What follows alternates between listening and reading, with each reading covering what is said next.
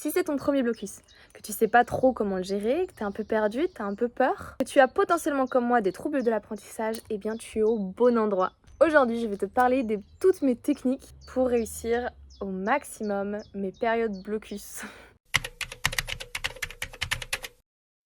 Il faut savoir que moi, j'ai énormément du trouble de l'apprentissage. Je suis dyslexique, dysorthographique, TDAH et au potentiel, mais après celui-là, on s'en fout un peu. Actuellement, c'est déjà ma deuxième année d'études. J'ai fait une première année à l'université en histoire où j'ai super mal géré mon blocus et je me suis réorientée parce que ça me convenait pas. Et maintenant, je suis en études de tourisme en haute école et ça me convient beaucoup mieux, où j'ai réussi la totalité de mon Q1. Et maintenant là je suis en plein dans mon Q2 et je me suis rendu compte que personnellement quand j'ai commencé mes études je savais pas trop comment étudier, j'avais pas vraiment trouvé mes techniques d'études. J'ai trouvé quasiment aucune vidéo qui me correspondait, c'était que des gens qui avaient toujours eu facile à l'école, qui pouvaient étudier de 8h du matin à 19h et personnellement pour moi c'est impossible.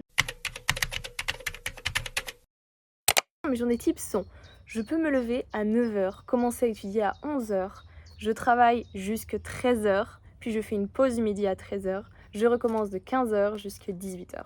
Donc au final sur ma journée, je travaille que très peu d'heures. Mais ça veut pas dire que je rate mes blocus.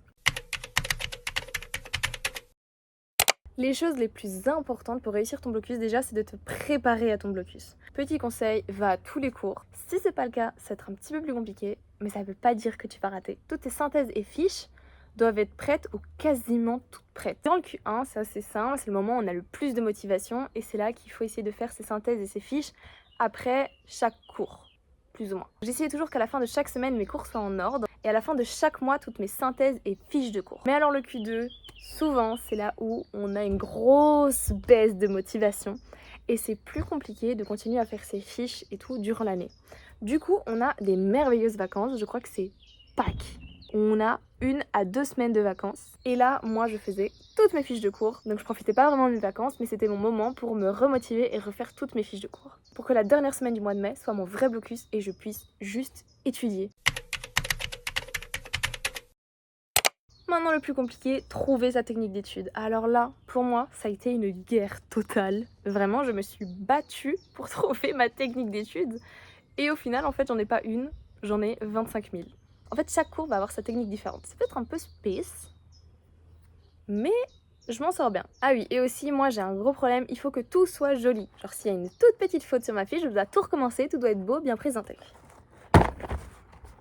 Donc voici mes paniers. Pour les cours, on a vraiment énormément de matière comme ça à connaître, beaucoup de définitions, de concepts, etc. Je fais des fiches, mais pour d'autres cours, comme par exemple mon cours de géographie, ça ne fonctionne pas du tout avec des fiches, donc je fais des synthèses avec des cartes que je fais moi-même. Oui, j'ai pas décalqué, c'est moi qui ai fait moi-même et je suis trop fière de mon dessin en fait, pas du jugement. Ou encore mon cours de français, juste j'écris directement sur une feuille blanche, juste les règles à ne pas oublier, parce qu'il n'y a pas vraiment d'exo à faire. Et aussi pour mon cours d'histoire de l'art, j'ai oublié de vous dire que c'est un deuxième visuel pour étudier, c'est un PowerPoint où il y a l'image de l'œuvre, le nom, la date, l'inspiration, le style et l'artiste. Et ensuite on a les cours d'anglais et de néerlandais où là j'ai eu le plus difficile à trouver ma technique d'étude. Et en fait j'ai créé des phrases avec mon vocabulaire et juste j'ai retenu mes phrases par cœur. Maintenant peut-être le plus difficile au final à faire, c'est organiser quand est-ce qu'il faut étudier, et là moi c'est le truc où j'ai le plus de mal. Là ici j'ai par exemple la chance de ne pas avoir beaucoup de cours à la fois. J'ai 2 gros cours, 2 plus petits cours et 2 cours de langue. Durant ma période d'examen par exemple, la première semaine c'est économie et le lendemain français. La deuxième semaine ce sera histoire de l'art et le lendemain géographie. Du coup je les ai associés pareil. Le matin je fais économie, alors l'après-midi je fais français qui est un peu plus cool. Le matin du lendemain, je fais art et puis je fais géo qui est un peu plus cool. Et pour les langues, je sais pas si vous êtes comme moi, mais moi j'ai vraiment du mal à me poser, à étudier des langues. Donc en fait, je les réparpille un peu partout dans ma journée. Donc je vais mettre 10 phrases sur une feuille ou sur un tableau, à un endroit où je fais souvent passer durant ma journée. Et je dois toujours avoir 10 phrases. Donc par exemple, au matin avant 11h, je mets mes 10 phrases sur ma feuille et j'essaye de les étudier. Puis je ne vais plus la voir. Vers midi, je retourne, je regarde ce que j'ai oublié, ce que je me souviens, etc. Toutes les phrases auxquelles je me souviens, je les efface et je réécris d'autres phrases pour qu'il y ait de nouveau 10. Et puis j'arrête, puis je reviens, quand je refais une pause, je remets 10, puis après j'arrête, je reviens, et puis au soir, je refais toutes mes phrases et j'essaye de voir. Et en fait, j'avance très doucement, mais j'avance.